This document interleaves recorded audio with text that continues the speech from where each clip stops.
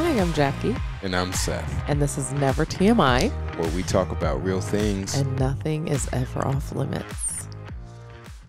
Well, hello guys. Excuse my voice. I am a little ill. But we're trucking along. Is it trugging? I think it's trucking. Trekking, maybe. Trekking. We've had so many of these little like one-liner quotes come up. I know in the that I'm like, past is that even real? Who knows? But I was thinking today, if someone is like a real estate tycoon or typhoon, and I literally had to look it up because I was like, I know one is a storm. And I literally almost said, wow, are you like a real estate typhoon? Isn't it? But it's definitely tycoon. That's funny. Typhoon is a storm. Tycoon is like a boss. Oh, I didn't know that about tycoon, so that's good to know. But well, yeah, that'd be a slang way to say it. Yeah, it's like someone who's very cool, or like an actual positional very boss. Established, like they're a dominant player in their field or whatever. I see. So. Well, yeah. That being said, I'm a little under the weather, and but I'm so excited. We're still so excited to talk to you about this topic today. I don't know. We're going to be talking about drinking. Drugs. Yeah, just like substance, which sounds very serious, but like where we're at with it now, kind of our history with it, how we deal with it in the family, in the home, our views on it, all that kind of stuff, just like our personal opinion. And we always just want to be as open as possible with you guys. And I think it's fun to like dialogue about these things because I feel like, we're still definitely in the process, I would say, or like we're always learning new things and kind of implementing new things. And so we just kind of want to share with you about that. I get quite a few questions every now and then about like, do you guys drink and all that kind of stuff, which I feel like every now and then I'll post a little picture of a cheers of my fake margarita and his real margarita. Man, I want a margarita. But so yeah, people ask if we drink or how we kind of do that or handle that. So thought it'd be a fun topic to cover. I feel like it's one of those things that I always wonder, like some of the people that you, like my role models or people that I look up to, it's like, do you drink? Like, what is your view on it? Because totally. And we'll get into it, but I feel like it's such a personal decision, and you could definitely find evidence like for and against it, I feel like. And so you really have to like come down to a decision. Is this good for me? Is it beneficial for me? Yeah. Is it helping me get where I want to go? Like, those are some of the questions I think you have to ask. But I wish it's like that would be a question that of some of my role models. It's like, what is your stance on this? So like your it's kind of mentor. nice. I don't know, maybe we're sowing the seed today that we will get feedback from other people. And not that it matters what other people do. I mean, we literally just asked our marriage counselors. It's like, out of sheer curiosity, I think. And I think there's reasonings as to why we are like curious about it. Just from like I don't know, just our upbringing, our history, or whatever. But it's honestly helped form kind of how we handle it. Just, which I don't think is a bad thing, like using wise counsel or people who you really respect and love, and like, what does it look like to healthily do this, or do you not at all? Or sorry, I feel repulsive right now. I'm sorry. I feel like I'm like sniffing every 10 seconds, but yeah. So, thank you guys we're so thankful just for you guys. And so thanks for even listening and for being here. It's so special. And it's just a gift to be able to sit and talk to you guys. It truly does feel like we're talking with you, even though we can't see you. It does feel special and intimate. So without further ado, I mean, even before we get into it, I guess, like, and this might be a little off topic, but what would you say is something that you feel like you're learning right now? Oh, it is a little off topic, but Okay, I'll take it. I like it. Like, What am I learning right now? Man. Well, I mean, we literally just had marriage counseling, and I would say the thing that I feel like I at least I'm working on right now, and I would say learning, but more so needing to work on is just like, I just like and I talked a little bit about it actually in the last episode when it was just me, but it's like I have this vision of who I want to be, where I want to be, the mom I want to be, the homemaker I want to be, and I feel so far from it. And I feel like I'm in the middle of like learning to give myself grace with that, but also to like do the work, like I'm kind of not, for whatever reasons that could easily become excuses. Yeah. I feel like I'm not doing that. So even, like we talked about in marriage counseling, like the argument we got into and I just wanted to like blow up because I was so angry. That was like an example of like, okay, if I want something to change, like I'm gonna need to like do something about it. So like maybe have some self-control, maybe handle it differently. Maybe like, even though it was one of the most painful, frustrating, hard things to do, was to literally just force myself to have self-control in that moment, because everything inside of me wanted to like blow. It was like, whoa, this is work. This is a lot. And it was like fighting every ounce of my flesh. So like you're not going to get the results unless you choose. I'm never going to get better if I don't do something about it. So that's good. I would say that for sure. What about you? I mean, when you threw up marriage counseling, I think that's what sparked the thought. And so I was just curious. But I would say really working on, or I'm learning the difference between empathy and sympathy. And how to be empathetic. I feel like I've not done a good job of that. Excuse you. Excuse me. No, you're good. I feel like I've not done a good job of being empathetic. I can be sympathetic, but like recently we watched this video. It's just like a cute little cartoon video that someone made of like. It's like an illustration of empathy. Illustration, yes. Defining empathy and sympathy. Yeah. And it's like sympathy is being able to be at a distance and say like, I'm sorry you feel this way and that sucks, like, woe is you, all that stuff. But empathy is then being able to like draw yourself close to that person and put yourself in their space and then actually feel or try to relate to the feelings that they're feeling in that moment. And I feel like I don't really do that often, nor do I do it well.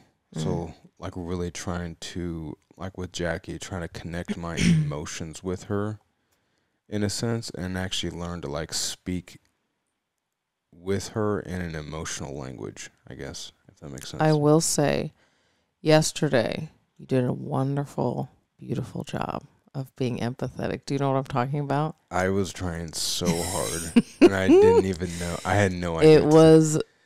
It was like, actually, you know what I thought about?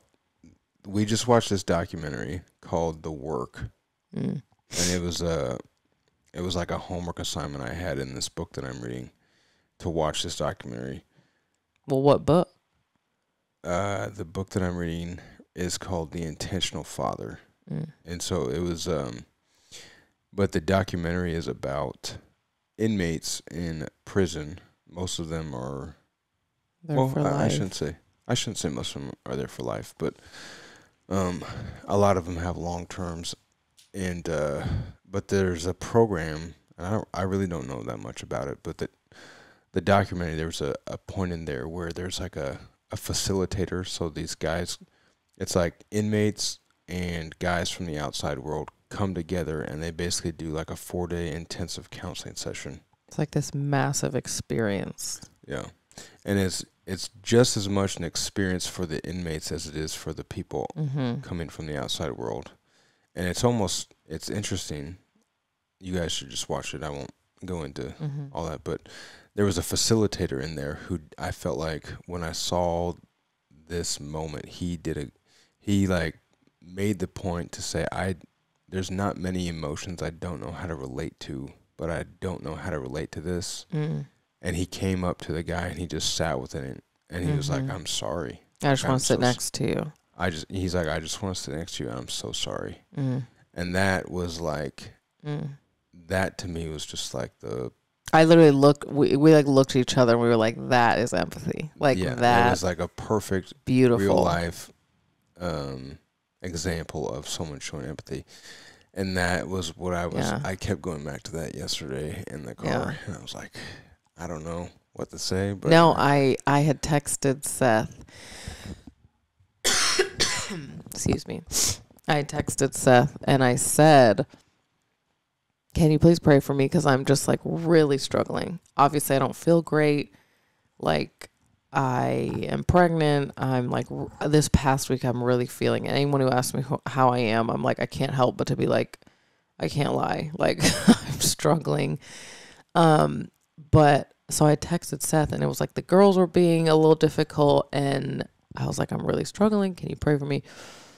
And it like, I think you called, but then when you got home, it was like, it was just like, it was so much more helpful. Like your response was so much more helpful than you being like, well, at least, and that was part of the video too. It was like empathy, an empathetic response hardly ever starts with at least.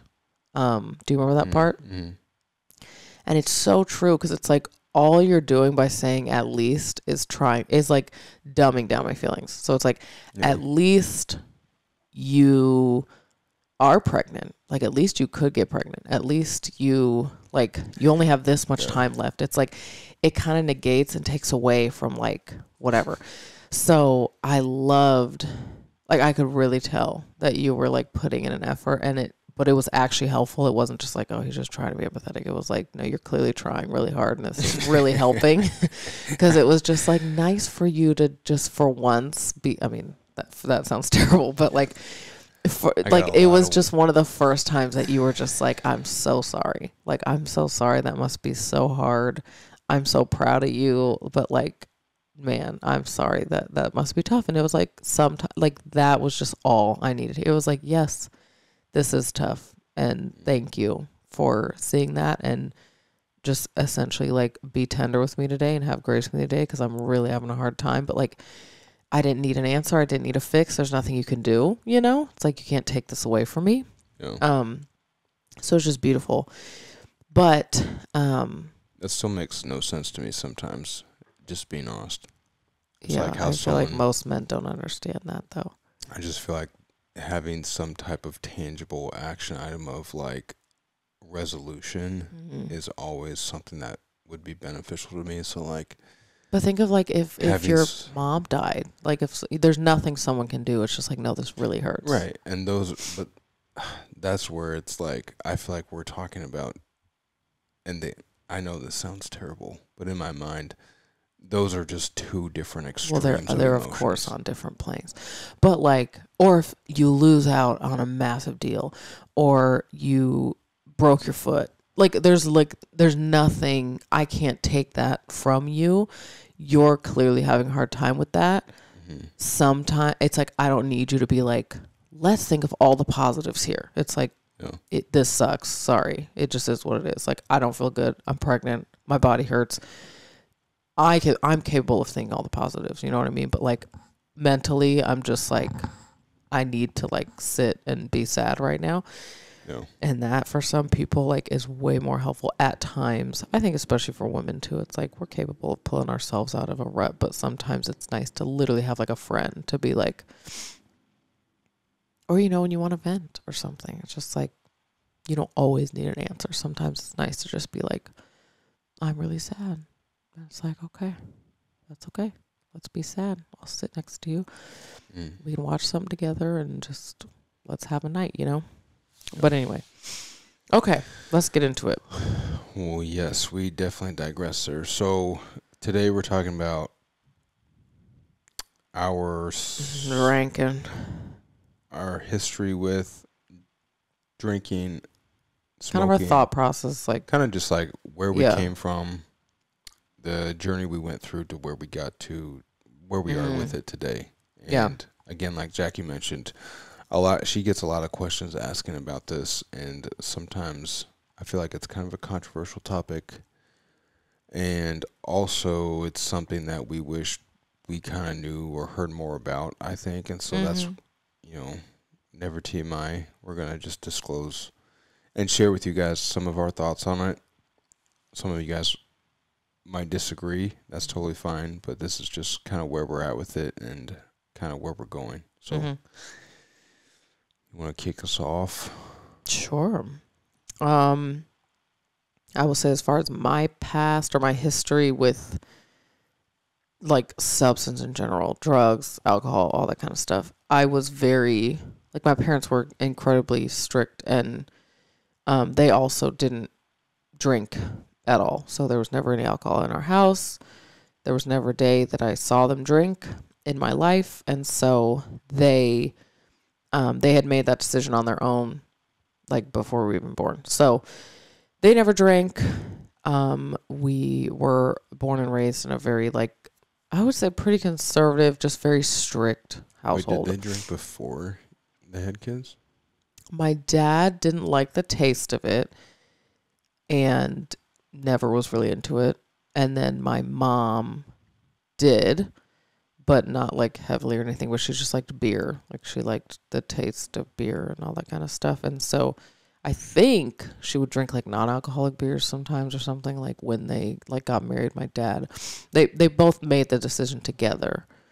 But my mom did, but never, it was never like heavily or anything like that. So, I can confidently say that they both never went through like this crazy fun party. Like, they're both just not like that. So,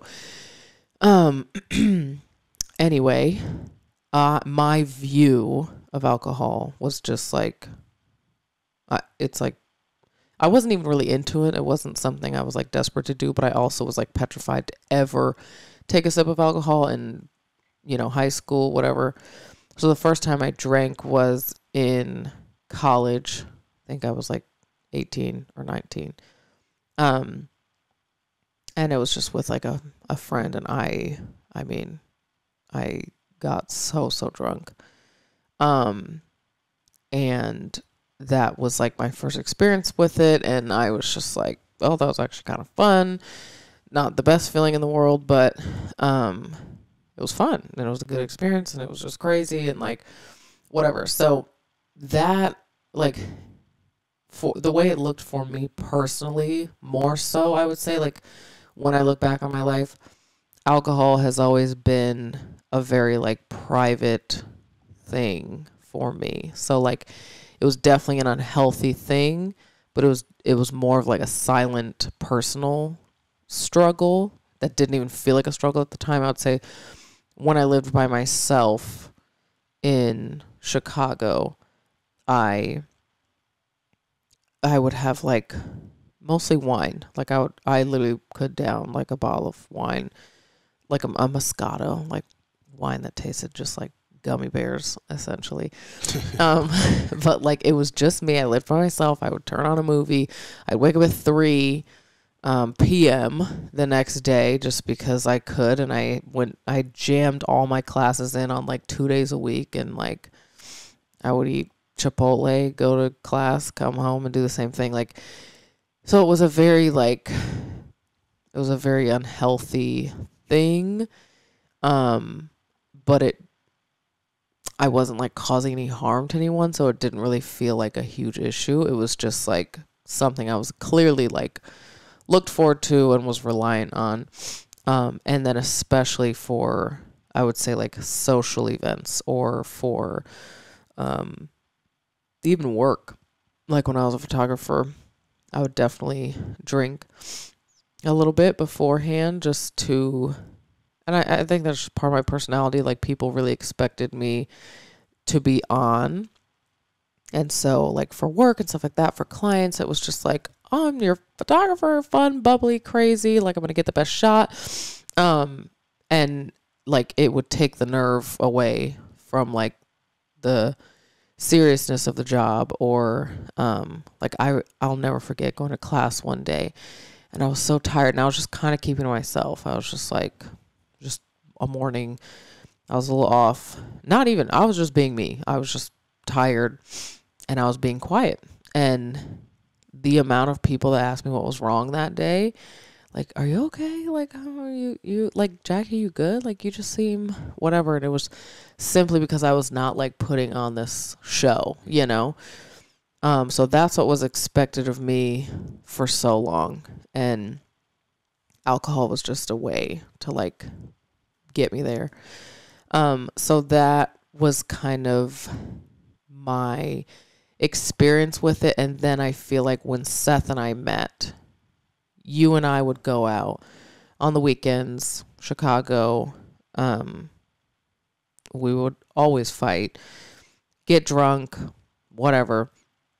And then I feel like out of fear of like, I don't want him to cheat on me. I don't want him to like do something dumb or make like he's not fully in control. If he's drinking too much, like, or it would just be dumb stuff. Like, oh, this girl put her arm around you and like you didn't even really notice or care because you were drunk. And I was like kind of drunk, but I was a little bit more aware than you. Like, so it was just like, it always was a fight every single weekend. And alcohol was like the main culprit. So then I hit a point where I was like, no, I don't want to drink anymore. And you shouldn't either. Like, I don't want you to drink. You can't handle it and all that kind of stuff. So that was just like, and that, again, that was just fear. That was like insecurity and also knowing like this isn't healthy. I don't really know how to healthily go about this. All the people and pastors and like, I don't know, people I respected at the time just didn't drink. There wasn't really an example for me that felt like they live like a life that I would want to model and they drink. Like that didn't really exist at the time. It's just, I wasn't exposed to it yet. So it was like, that's what we need to do. It's just not drink, you know? So I feel like when we got married, you know, I'll let you talk about all that, but that was kind of like my past with it, my history with it and experience with it. Yeah. And I would say mine's similar in the sense that growing up, you know, my parents didn't drink, that we had no alcohol in our house. And the only alcohol I ever remember growing up was my dad in the summers would get like a Mike's Hard Lemonade 6-pack. And after he mowed the yard, he would come in and crack one open, and it always looked so refreshing. I remember the beginning of our relationship that you would go for Mike's Hard Lemonade. That was, and I was always like, this tastes like sugar. Like, it was so sweet. I was like, what is this? But yeah. I didn't know that was why. It's cute. That's probably why. But yeah, I mean, literally that would be like, it would take him 6 weeks to finish a 6-pack because he would have one a week. Like, so that's cute. No alcohol in the house. And I don't think it was, and I think you were there. We were dating, which means I had left Wheaton at this point before I really think I saw even my parents have any. I think I just saw your dad. It was like a holiday party. It was at a holiday party. We were back in Zionsville, and he had like a glass of wine or something. Red wine. I was like, and I was blown away. I was like, what? I think I literally was like, does your parents drink? And you literally didn't know. You were like, that was the first time I ever. But yeah, I drank a little bit in high school. I think similar to Jackie. First time I drank, I basically blacked out. It was just, and I really didn't drink a whole lot. Funny. In high school, it was more.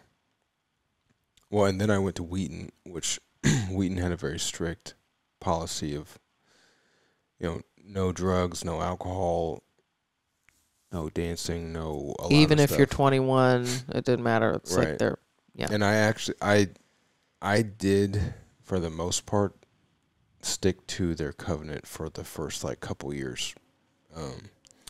that was something I felt convicted about, and then I just fell off the face of the earth, lost my conviction, and really started to just kind of explore like alcohol and smoking and stuff like that.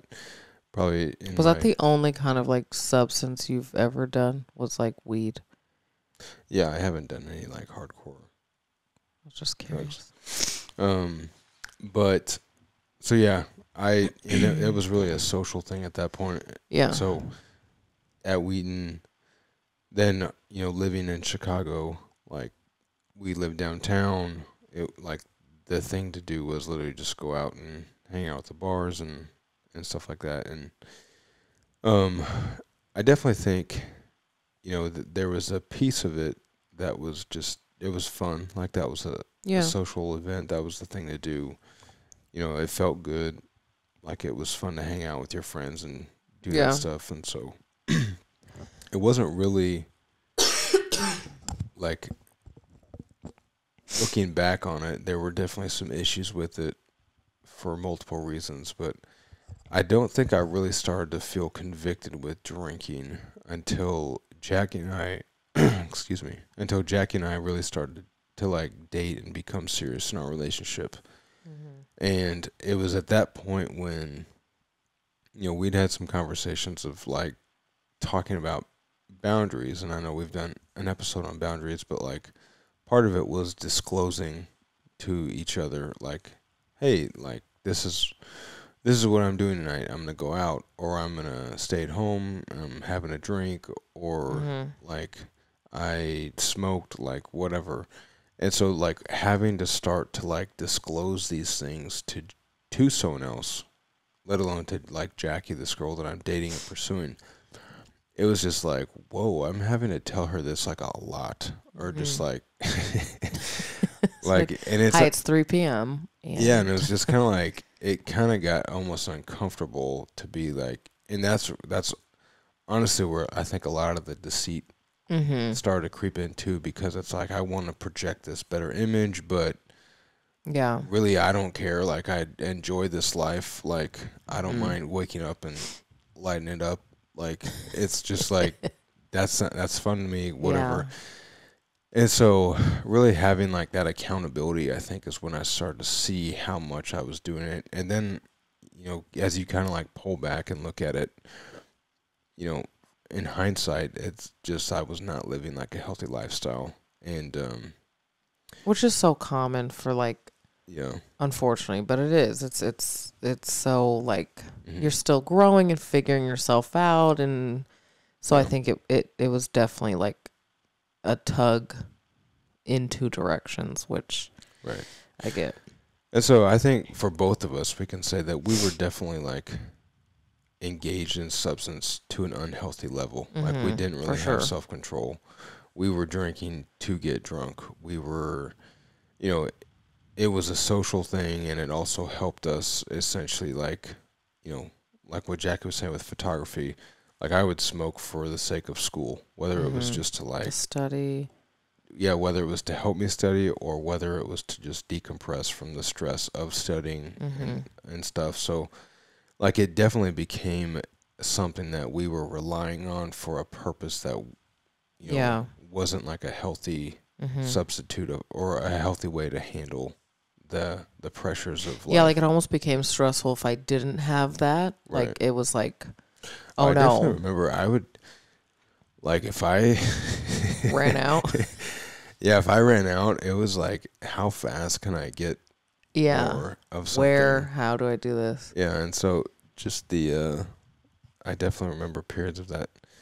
But, and so, I think the cool thing about doing this podcast, I think we've talked about this, one day, I believe that our kids, our daughters, and all the other kids that we're going to have, they're going to, like, this is going to be out there for them to come listen to.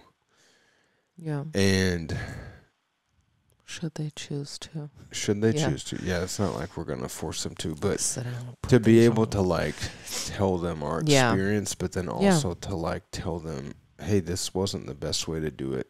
And I definitely think with alcohol, with drinking, with, drugs and stuff, like and it's hard, but we learned the hard way. It was one of those things that's just like, I saw my parents were great examples growing up. Like, and I guess to even backtrack, both of my grandpas were alcoholics. So like my mom and my dad were raised in homes with fathers who were alcoholics, and there's a lot that goes with that. And I think that's part of why they made the decision to not drink or not have alcohol in the home, because they saw the detrimental effects of the potential. Yeah. And I'm sure too, even in myself, like looking back on that, there's some genetic, what is it called? Predispositions. Maybe. Yeah. Where, I would be more susceptible to becoming like an alcoholic or having issues with substance abuse. And so like looking back on it, those are probably, I can say now that those weren't wise decisions of me in my past. And so it really took me like probably too long even just to like figure out my balance with alcohol and stuff like that. And I've definitely gone from extremes to like drinking, not caring, having no boundaries with it, to literally, like what Jack was saying, trying to not drink at all. Well, I think, and that's something I want to touch on too, is like the opposite extreme that we kind of felt like we had to go to. Like it, at least I know you did, I did for a little bit, and it was like, oh, this simply can't be a part of our lives if we want to be quote unquote good people, or if we want to be godly people, or if we want to have like a healthy lifestyle. Like this can't be a part of our lives. And we kind of shifted our mindset to such an extreme. Alcohol is a bad thing. It's a negative thing. Weed is a bad thing. And I think because of just our experience together and just kind of what it looked like and the power that it had in our relationship, and over us, it was just kind of like, oh, this is bad. This is negative. So we need to eradicate it completely. And I think, I'm a very impressionable person. So like if one of the churches that I went to was just purely against it, very aggressively against it. It was like, there's no room for alcohol in your life. Like all it's going to do is just keep you from things, and it's not good, and it leads to alcoholism and all that kind of stuff. So I really took to that. And even though I didn't feel like something inside me didn't feel 100% like, I'm like, I feel like there's a way, but like, okay. So I feel like when people don't have, I mean, what we essentially had to do was literally go figure it out for ourselves. We personally, because we're believers, Christians, we went to the Word and we were like, let's figure this out on our own. And then we talked to people that we really respected, who had a marriage that we look up to, or character, integrity, all this kind of stuff, who were living lives that we like that we admire and respect, and would ask them, and just kind of get like, I mean, our good, well, whatever. I was going to go off on another tangent, it's unnecessary, but yeah, like asking, like we kind of had to like figure it out for ourselves, because for so long we were like, oh, we see this and we hear this, like we're done. That now it's something that we're both like really against, and we are kind of like fighting. But then there would be like, for instance, like a wedding, or a guy's trip, when you're like with your guy friends that you haven't seen in a long time, and you just no one's there to like get hammered. It's just like, oh, there's a beer, and something like, why is this such a big deal? So I feel like we would kind of wrestle for a while and be like, why can't I have a glass of champagne? Like, why can't I toast with my, like, I'm at a bachelorette party, like I can't even have a drink. Like, it just felt like there's gotta be a better way, because this feels like super unnecessarily aggressive as well. And I feel like it wasn't until we really tried to like figure it out for ourselves. Like that's just kind of what we ended up needing to do. Hey guys, want to take a quick minute here to tell you about an app called OathCare. OathCare is a free app, and it's about building a new model of healthcare that's rooted in community. Yes, it is really cool. It is specifically designed for mothers at any phase. And the really cool thing is that you, whatever phase you're in of motherhood, whether you're pregnant, whether you just had a baby, if you have a toddler, just a young child, this app is for you. You can kind of join at any stage. And the community is incredible, very uplifting, warm, positive. It's not like, I don't know, it's not overwhelming. You don't feel bombarded with a bunch of information. It's just such an encouraging space where you can get wisdom from other moms who have done what you've done, or just have like the community that sometimes can be missing in motherhood. It can be an isolating journey. So if you need more than the motherhood community aspect, there are professionals that are literally at your expense 24/7 that you have access to, which is really cool. So if you need help in pretty much any area, a literal professional in whatever specific field you need help in is going to be there at the ready for you. So if you need more information, go to oathcare.com or just go straight to the App Store. It's completely free, which is really amazing. I absolutely love that. And download it and enjoy. And I think in that journey, we figured out that, like, alcohol in itself isn't a bad thing. Yeah. But it can definitely lead to undesirable results. And if you guys, go back to our first episode where we go into our story, substance was definitely like a huge part of the issues, our issues, my issues early on in our marriage. Like that was a big issue. And again, it wasn't necessarily that alcohol was like the problem. It was the way that I was then going about and manipulating alcohol. Like it was just creating this stumbling block for me of like, now I'm being deceitful. Now I'm, sneaky. Or like the lack of self-control. I'm just simply not mature enough to handle this in a way that is healthy. And so, that definitely led to, like I said, undesirable results that by all means called for like a timeout to reevaluate and say like, okay, what are we doing here? And, but I think like you said, like we kept coming up with these situations where it was like, why is this such a big deal? Like a wedding again. I think that's a great example of like, to have self-control, to have a toast, to, not drink with the intention to get drunk. Like, And so that's kind of the one of the conclusions we came to is alcohol in itself isn't necessarily a bad thing. It can definitely be abused and used and become bad, and it can lead to undesirable results. But with proper boundaries, with proper accountability, like there is a way to do it in a responsible manner. It's something we found. Yeah, and I think too, like everyone is going to have a unique situation. Like we're both at the point where we are not going to get drunk. We're not like being drunk is not the reason that we drink, nor will it be. Like that for us is a no. That's like a boundary that we've had to set. It's like that's no longer a part of our lives.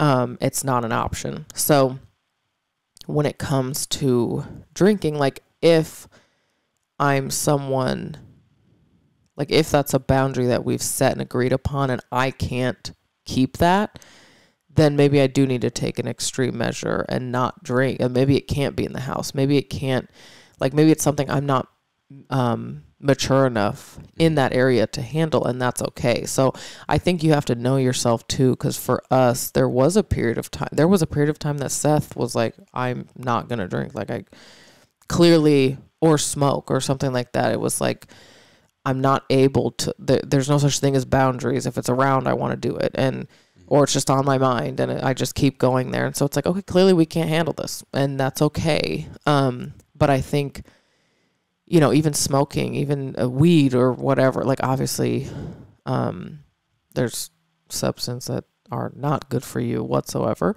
But in my opinion, and I'm pretty confident in Seth's opinion as well, there are many cases where we really support it. I know for a ton of athletes, I know for people who might be sick, like medicinal uses and all that kind of stuff. Like there are so many benefits to it. We don't think it's a bad thing at all. And for people in the proper context, absolutely. Like, but again, if you're dependent on it, that is for us, that's where the line is. And so, and there's also just a way, like I think for us, like, you know, smoking, all that kind of stuff, like alcohol within reason, I'd say we've pretty much set some boundaries just around like when it's like, we're not just always having like hard alcohol on hand, or like it's like a special it's a special occasion, like, or like a football season, or like whatever. It's kind of like we want there to be somewhat of a reason, and it's not just like, you know, and I would say most of that is because we have kids and we like don't want to just like, you know, for us personally, not saying this is wrong, but like to have like a margarita at 2 p.m. on a Tuesday for no reason is not necessarily something that we want for ourselves. And even just not just because it's alcohol, but like health wise, like we're not going to have Coke in the house either, because it's not necessarily like helping us reach our goals. So it is a luxury. It is an extra. It is like a special kind of thing. So just like we wouldn't order takeout every night, it's just one of those things that we've set some boundaries with, which I think is really important. Yeah. I think it's definitely one of those things that it can be permissible, but it can also not be productive. Yeah. So depending on like where you're going, and even, you know, again, we've learned the hard way. So I guess I wouldn't even recommend necessarily our path to figuring out, oh, what are my tolerances? What are my levels? Yeah. Like that's something that I think that we, you know, we've definitely had to learn the hard way. And but there are definitely some caveats to like what Jackie's saying, having some really serious boundaries to, it's got to be the right place, the right time, the right amount. Like you gotta have peace about it. Yeah. And so I think something that we've also kind of figured out as we look at this in hindsight is that, you know, a piece of this is like our experience with alcohol as young or as old kids, young adults, was very unhealthy. And we don't want that for our kids. And so it's like, how do we create an environment where we can, you know, be with and alongside of Kennedy and Evan, knowing that there is a day when these decisions or these things are going to come up in their life. And I think that is the thing that I think about to my past of like, and again, this is nothing against the way that my parents did it. I totally understand given the reasoning, their history with it. And, you know, I would say that they were way more wise than I was in terms of the way that they handled it. But it created an environment for me to not, like, it was never talked about. Alcohol wasn't really talked about. And granted, I never brought it up to them as to really say, like, hey, what is this? What do you think about it? And I kind of felt like maybe there was an expectation to know that it was wrong, just growing up in the church and stuff like that. But it was never talked about, and it was kind of like this, like this shiny object that's out there that's off like, limits. hey, what is this thing? Like, let me kind of figure it out. everyone's doing it. Like, it's the cool thing Is to do. it that bad? Right. And so that, like, I guess I didn't feel like I really had a safe space to come and, like, ask those. So we really want to create that environment for our kids. And we also want to, like, we want to create the environment for safety in everything. We want them to be able to come to us and talk to us about anything. And I think how we do that, we're still learning every single day. And we'll continue to learn, obviously. Because I think it is a lot harder than it seems. I'm sure for my parents, they absolutely wanted the same things, but naturally when you are a parent and you set boundaries and you know, it's like, you know, there's so many things I'm sure I could have talked to my parents about that I just never would have, because it was like, no, I know how you feel about this. I'm not going to ask you about this. I'm scared to get in trouble. So there's just like that natural bend. But I think when it comes to alcohol, even, like, we do want to be a healthy example of what it can look like in someone's lives, or in someone's life and in our lives, where, like, it doesn't rule our lives.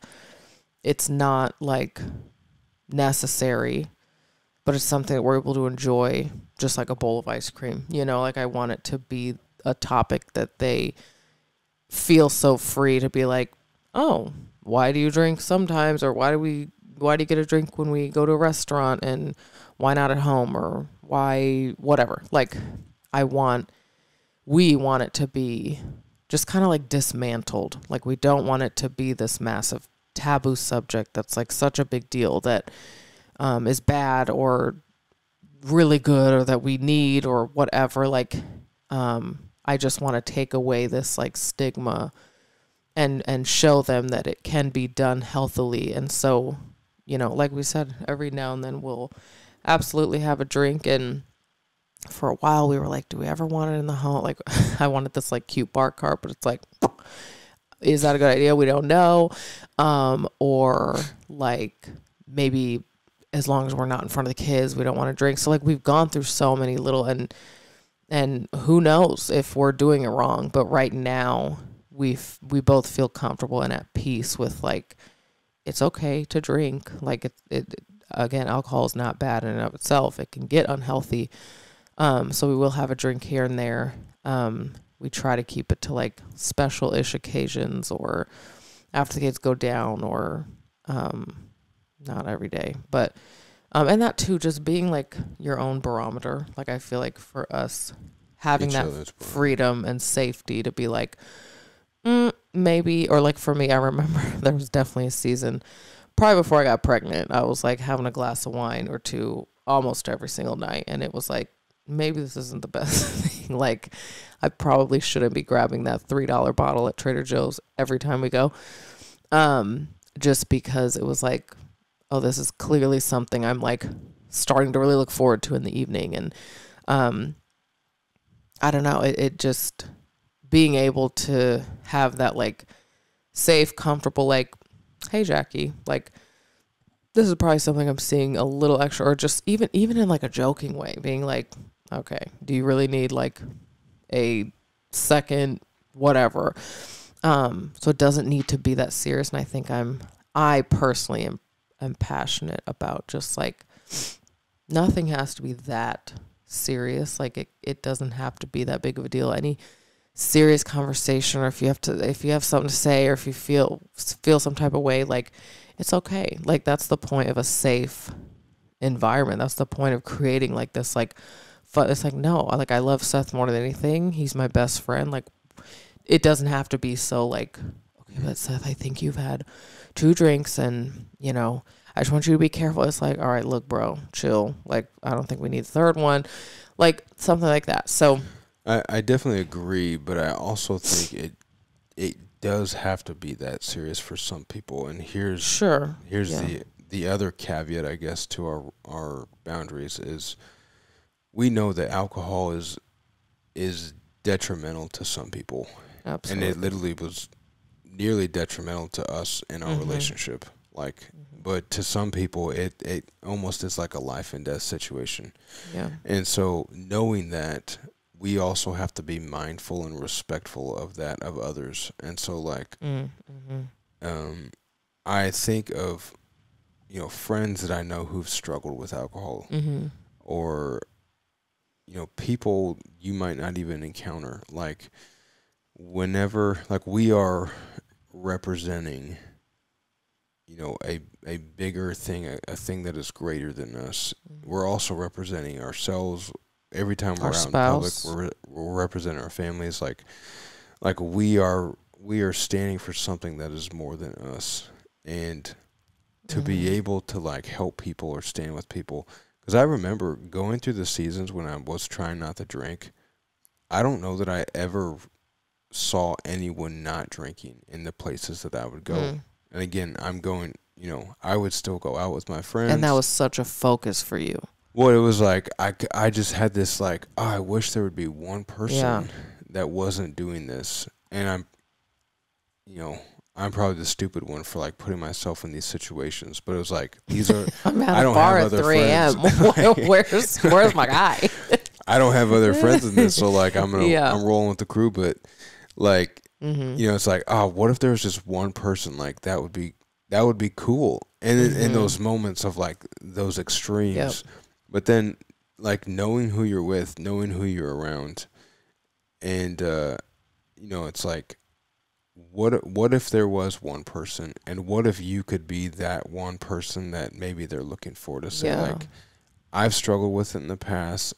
Everyone here is drinking except you. Like, I can, like, having that common ground to relate to, like, you, that even just an encouragement. It's like, oh, it's possible. Like, we're having a good time. I don't have to do it. And that's the thing. You don't have to do it. Like, it's not a necessity. And sometimes I think the right answer is not doing it. Absolutely, in certain cases. And you've even said there's been times, you know, where it's like, okay, he's about to go on like a guy's trip, or there's a bachelor party or something like that. And you have been like, I don't know, you kind of assess the situation and you're like, oh, you know, he's going to be there. And I know that he struggled with it. So like, I might not drink tonight, or even like he's young and he's really looking up to me and has made that known. So like, I'm not going to drink, like little things like that, like having an awareness with it too, because it can be such a big deal to people. But that's why I love the fact that we're talking about it, because in those situations, sometimes I feel like you can be doing it for the wrong reason, of like, oh, I want to look better than I am, or I'm trying to be more righteous than you are, and by not drinking. And it's like, but then to then go back, and next weekend when you're at home with your wife alone and it's just you two, you have a glass of wine, and it's like, well, to this kid, I look like I don't drink, and I'm a super stand-up guy. But in reality, you know, on the low, I don't have an issue with it. It's just like I'm trying to be a good example. No, it's a balance, and because then that too deals with what makes you think that not having a drink is better. Like, that isn't better. You know what I mean? So like, and that's why I'm glad that we're actually like talking about this, because these are the questions that, like, when I look up to role models, it's like, are you really telling me you don't drink at all? Because if you don't, that's cool. But it's like, but like, why? Well, it's like, and I can totally understand why, but it's like, is that really your stance on it? Because I feel like a lot of people, when we do ask people, it's like, no, I do. And you're kind of shocked. It's like, wait, you do? Yeah. Like, oh, so what is really your stance on it? And I think it's interesting to hear like the reality of what people think about it. And I don't know that I've really heard anyone go into it as in depth as maybe we are right now. And so I hope this is just kind of like a breath of fresh air. And that's not to say that we could be wrong. Like, I'm not saying that. Again, we've done a lot of things wrong. We've learned the hard way, and I would not recommend going down our path to figure out, where we've gotten to today. But there's so many things, like, I would say, I would say that the thing, and we said this at dinner probably this year sometime, but we're all eating around the table, or all us, just me and him and then the girls.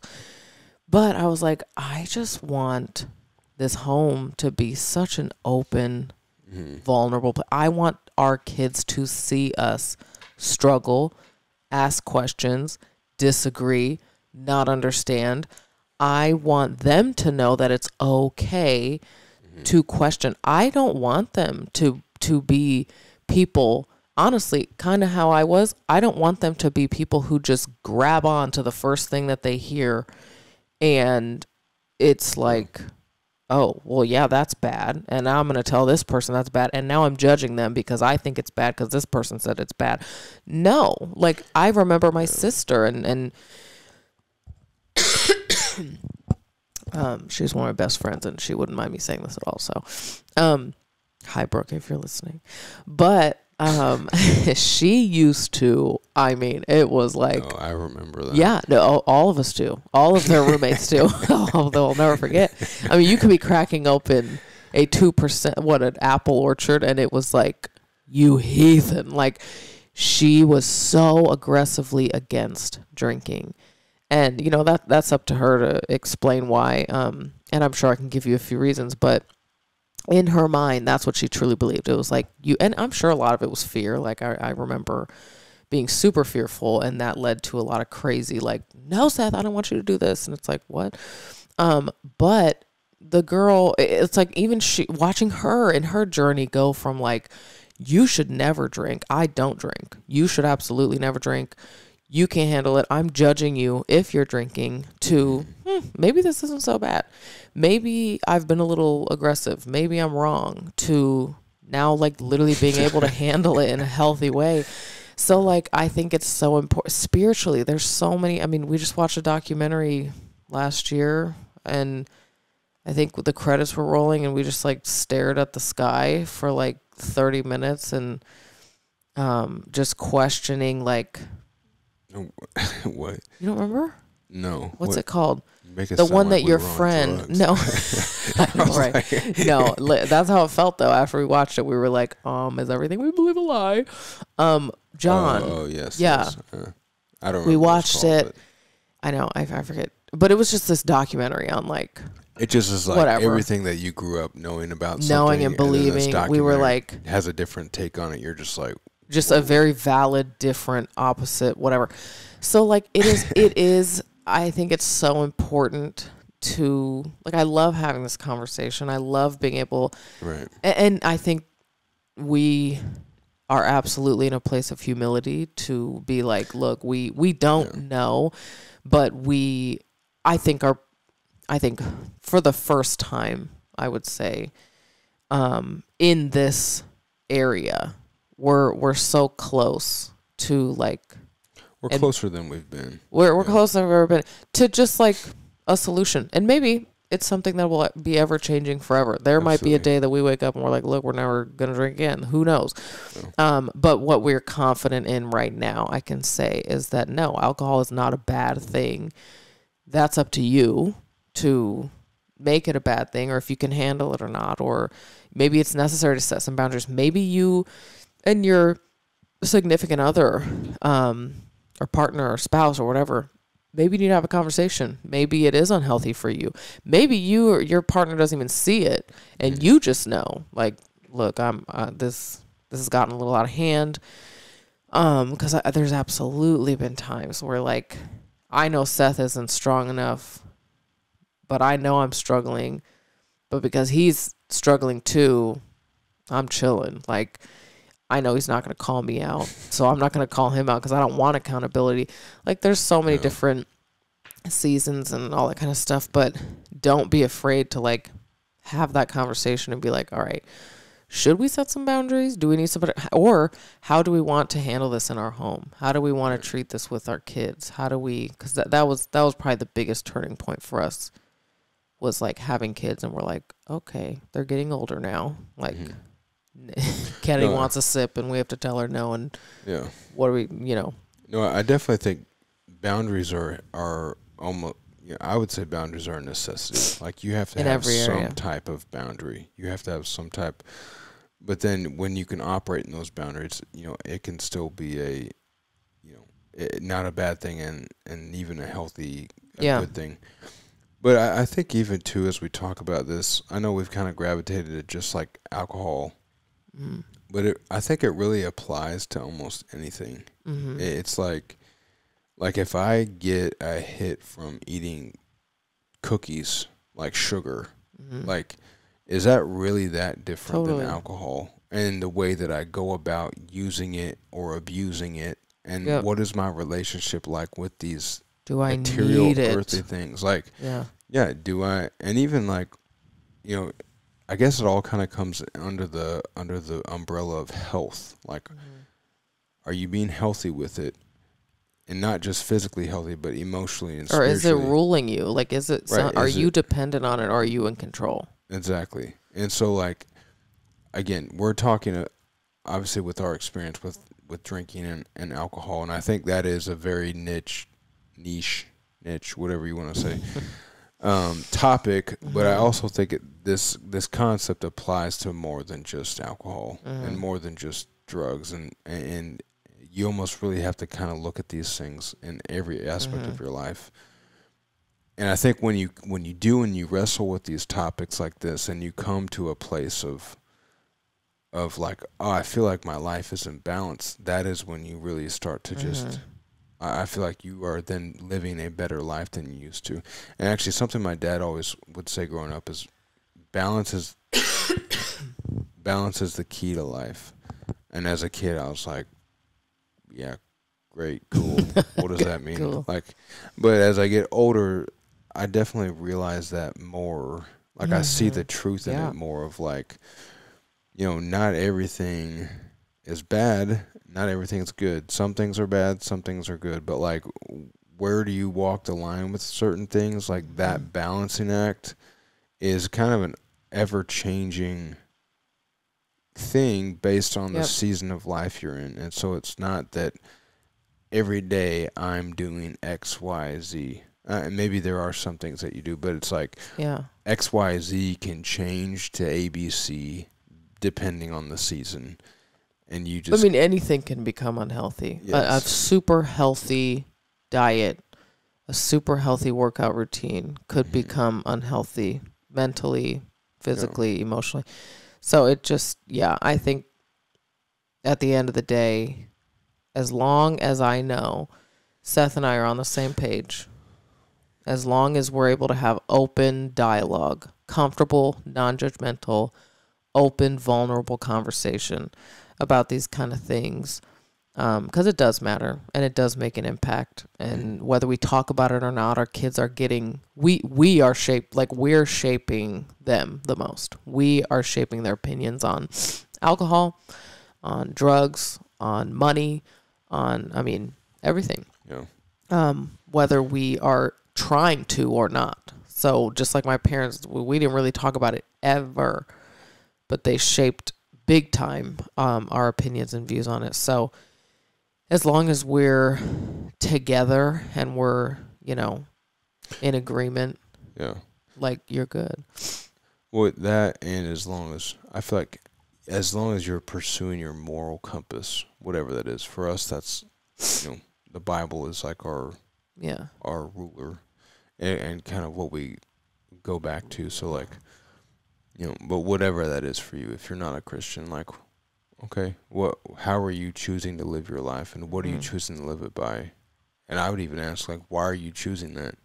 But, when you can answer those questions, that I think is when you begin to live a more fulfilled life.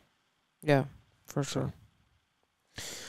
Well, that was an interesting episode. I know, it was very interesting to talk about, though. It's very interesting to talk about. I know it makes me like think and question even now, I hope we didn't ramble too much, and I know we started. Or maybe you feel more lost than you did before. But hey, welcome to the club. It's fine.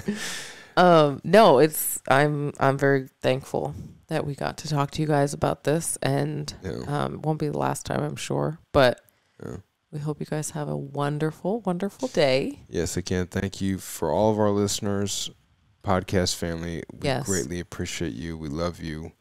Yes. And every Thursday. Tune in. And sorry, I cut you off. No, you're good. But yeah. Oh, go ahead. I cut you off again.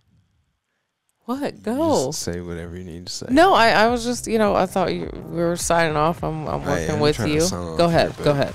Good. All right. Again, I'm Seth. And I'm Jackie. This is Never TMI, and we are signing off. Peace out.